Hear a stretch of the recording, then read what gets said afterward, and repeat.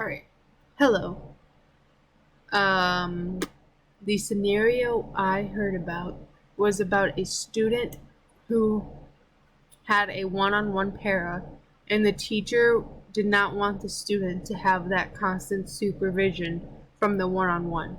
So, at the IEP meeting, the teacher brought it up to the mother, and the stage of the grief cycle she was in was denial, because he had a one-on-one since elementary school and it was working, and like the mother was comfortable with it. And so, like, change is hard, especially when you've been doing the same thing for so long. And some active listening strategies that could have been used and that probably were used were door opening statements like, "What do you think about this?" You have to ask those so you know how the parent or the guardian, how they're feeling. So you know as a teacher what you need to address. And then restate what the speaker says so you understand where they're coming from, what they're saying, the problems they bring up, and then reflect. Reflect on everything that was said so you can better understand the speaker's feelings. And then summarize. Summarize what was talked about, both sides of the, I guess debate.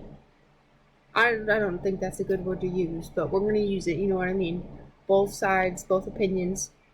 And then, because if you aren't on the same page, this isn't going to work. You're not going to be able to come up with a solution.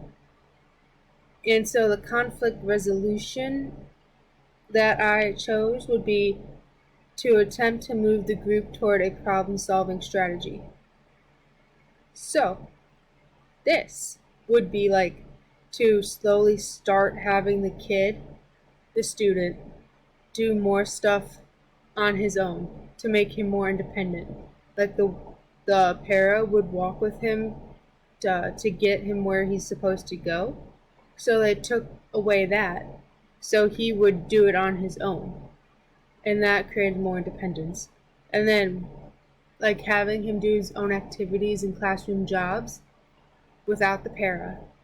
And then the teacher would record all this information, how he's done, so then they can report to the parent or the guardian about the stuff you've tried and what he's successful with and not. So, that was my scenario that I heard about. Those were the active listening strategies that were most likely used. And then the conflict resolution. And the mom accepted it because now that child does not have that one-on-one. Alright, that was it. Thank you for listening.